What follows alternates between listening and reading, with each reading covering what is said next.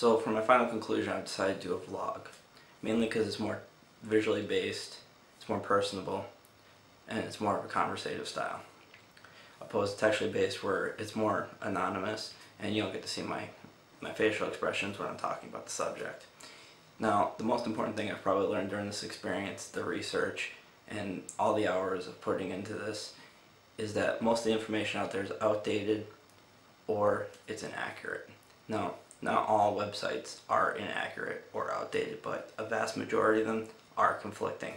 Now, websites such as countyhealthrankings.org, they provide yearly census where they go out, they do research, and they provide it yearly on health rankings, health issues in state and counties and rural areas.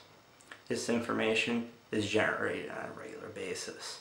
Now, opposed to some websites such as pa8hunger.org, which hasn't posted anything since 2005, which was 7 years ago. Things have changed, economic trends, things that will affect these statistics. The contact information is outdated as well. It gives a 717 area code when we're in a 570 area code at the moment. Now, how is this relevant? This is relevant because if you're somebody out there seeking assistance, the information you're gathering is not accurate.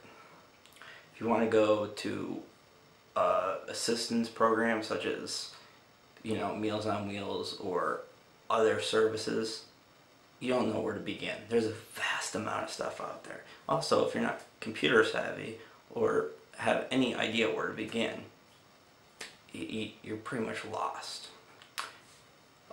The other thing I've learned during this is that food insecurity does not just plague the homeless. This is a misconception many people make, myself included. There are people out there that are working poor. They work 9-to-5 jobs and they still can't put food on their table. They gain help from unemployment, SNAP, which is food stamps, and other services such as these.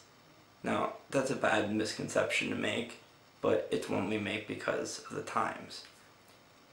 I would probably have to say the most valuable things you can do are probably the easiest for you to do.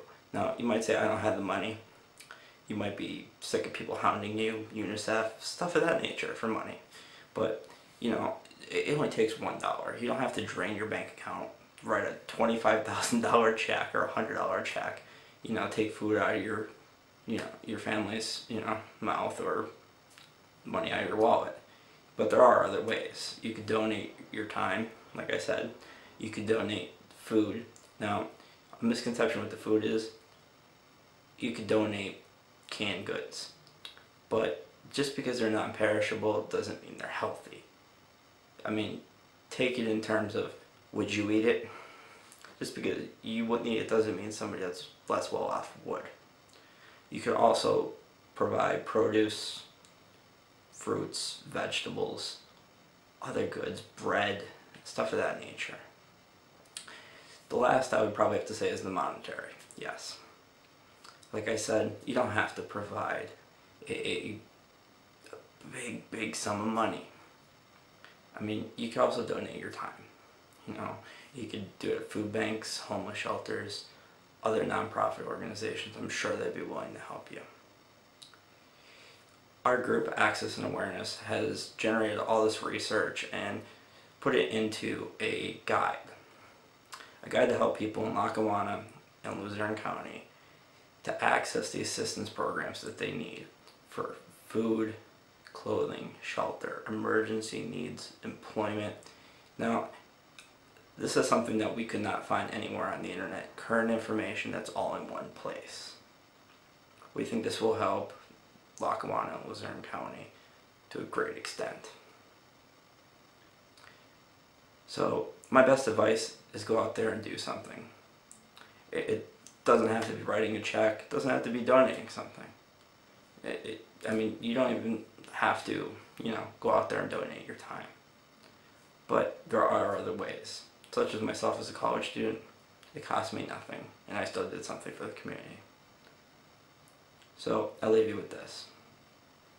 Go out there and do something. If not for you, not for your kids maybe if you don't have any, but for your community. I'm Joe Petro.